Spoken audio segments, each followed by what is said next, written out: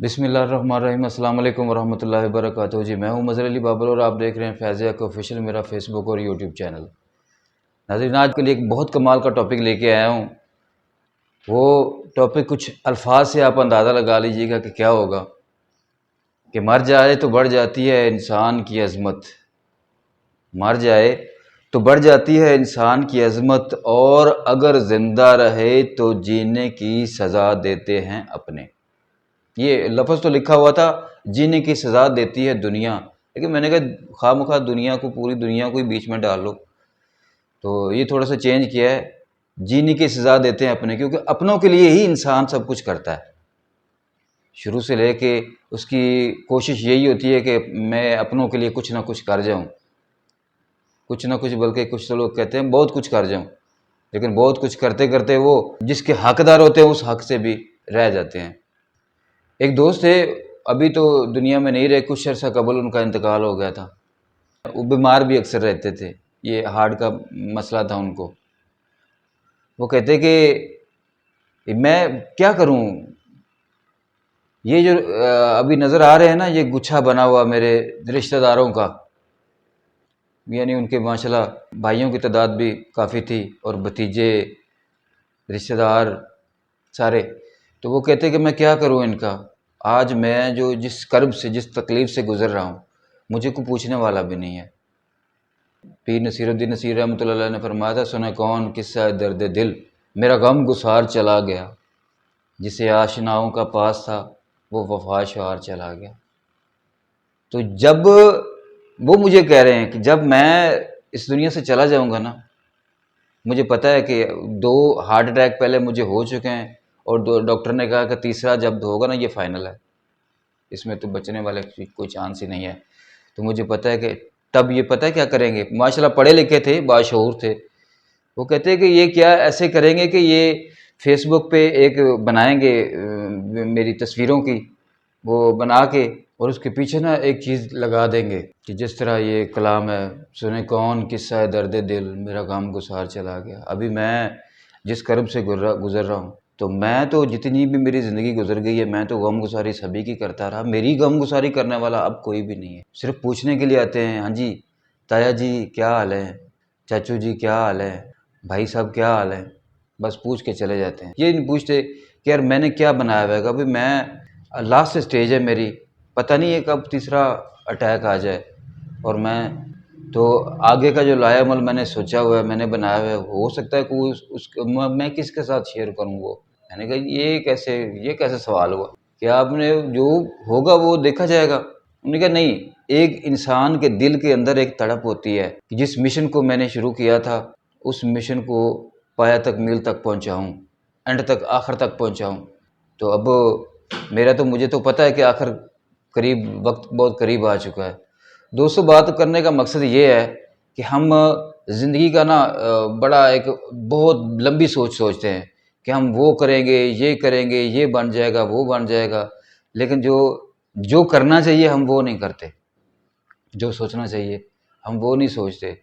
देखिए, बहुत सारी उम्मीदें वाबस्ता होती हैं वालिदैन को अपनी औलाद से, कि हम इस तरह से अपने बच्चों की परवरिश करेंगे, इस तरह से उनको पढ़ाएंगे लिखाएंगे। मेरी अक्सर वीडियोज़ में ये तज़किरा होता है, और मैं खुद करता हूँ तज़किरा, ये बार बार तज़किरा करता हूँ। इसलिए देखें, अगर किसी को कुछ फ़ायदा ना हुआ ना, किसी और को कुछ फ़ायदा ना हो सका, तो कम अज़ कम मेरे बाद, मेरा ये जो पॉइंट ऑफ व्यू होता है ना, कि मैं किसको सुना रहा हूँ, किसको समझाने की कोशिश कर रहा हूँ, कम अज़ कम कोई और समझे ना समझा, मेरी औलाद, मेरे बच्चे कम अज़ कम मेरे बाद जब ये मेरी वीडियोस देखा करेंगे तो उनको समझ आ जाए करेगी कि हमारे वालिद साहब ये चाहते थे कि ज़िंदगी को रिज़्क़ हलाल पे चलाना है, भले वो उसमें तकलीफ़ें आएँ, तंगदस्तियाँ आएँ, मुश्किलात से गुज़रना पड़े, कुछ भी हो, कम अज़ कम ज़िंदगी को सीधी राह पे लेके चलना है। सीधी राह, गलत नहीं, सीधी रास्ते पे।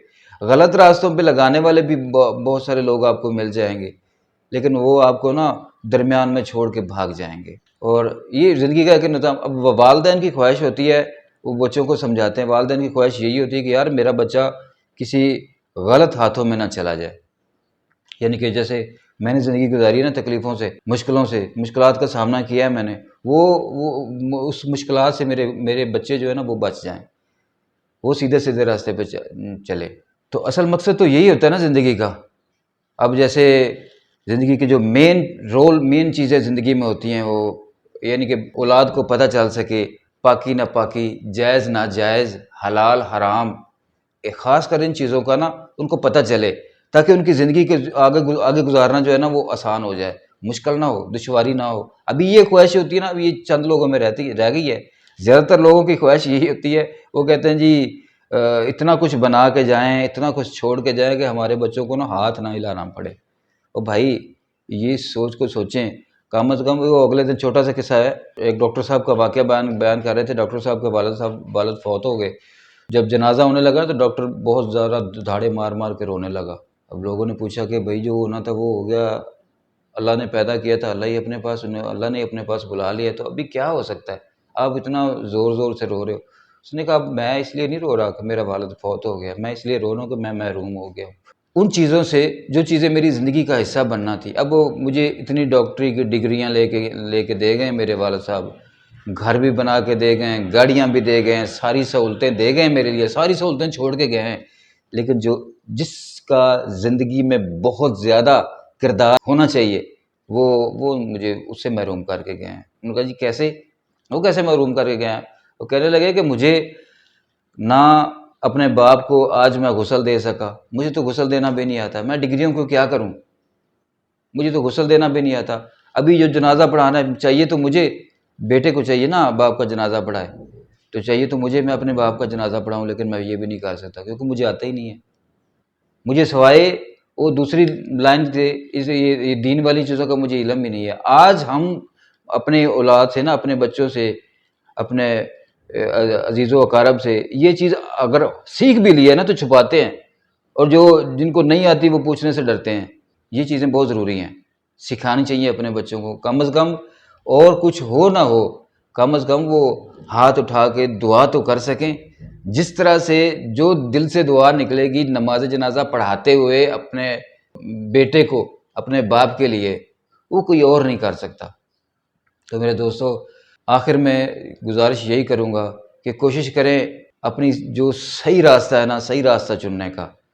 مقصد بات کرنے کا کسی پہ تنقید کرنا نہیں ہے، مقصد بات کرنے کا صرف یہ ہے کہ ہم اس بات پہ غور کریں کہ زندگی ہماری کیسے، جو ہمارا مقصد ہے نا پیدا ہونے کا یا زندگی گزارنے کا، وہ کیا ہے۔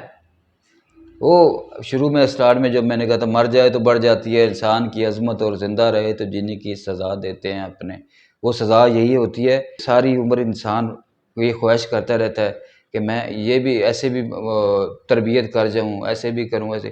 کسی کی خواہش نہیں ہوتی کہ میری اولاد غلط راستوں پہ چلی جائے، کسی کی خواہش نہیں ہوتی، صرف یہ ہے کہ وہ اپنی پرورش میں تھوڑی سی نہ کہیں اس میں کمی آ جاتی ہے، وہ کمی نہ آنے دیں، سیدھا رکھیں۔ آپ کے یہ یقین جانیں، آپ کے ارد گرد ہی ایسے لپک رہے ہوتے ہیں لوگ جو غلط راستوں پہ لے جانے کے لیے تیار بیٹھے ہوتے ہیں، کہ یہ پتہ نہیں کیا ملتا ہے ان ایسے لوگوں کو کہ وہ اپنی اولاد کو ہی بھڑکاتے ہیں اپنے ماں باپ کے لیے کہ دیکھو تمہارا باپ بہت سخت ہے، تم پہ ایسے تمہیں پریشرائز کرتا ہے، یہ کرتا ہے وہ کرتا ہے۔ حالانکہ یہ بات ذہن میں رکھیں، جو تکلیف باپ اپنے بچے کے لیے برداشت کرتا ہے وہ کوئی اور نہیں کر سکتا۔ سبز باغ تو سبھی دکھا دیں گے، ہم ایسے کر، تم ایسے کرو تو ایسے ویسا ہو جائے گا، ایسے کرو تو ویسا ہو جائے گا، کیونکہ یہ میرے ساتھ بیت چکی ہیں۔ اب میرے والد صاحب جو تھے نا، اللہ پاک ان کی مغفرت فرمائے، میرے والد صاحب مجھے سمجھاتے تھے کہ بیٹا آپ نے اس راستے پہ جانا ہے۔ اب جو رانگ سائڈ پہ لے جانے والے لوگ تھے وہ کہتے تھے کہ یار نہیں یار، محنت تو کر رہا ہے، کام تو کر رہا ہے، پیسہ تو کما رہا ہے، ابھی تو اپنے والدین کو دے دے گا، ان پہ سارا بھروسہ کر لے گا، تو ہو سکتا ہے کہ وہ صحیح طرح سے استعمال اس کو نہ کر سکیں، تو کچھ نہ کچھ کمیاں تو ہوتی ہیں۔ لیکن وہ جو سوچ رہا ہوتا ہے نا باپ کے لیے، جو راستہ چن رہا ہوتا ہے کہ ایسے کرے، اس طرح سے نا، وہ اصل میں غور کرنا چاہیے دوستو۔ تو آخر میں دعا ہے کہ اللہ رب العالمین سب کا حامی و ناصر ہو، اور ہمیں نیکی اور سیدھے راستے پہ چلنے کی توفیق عطا فرمائے۔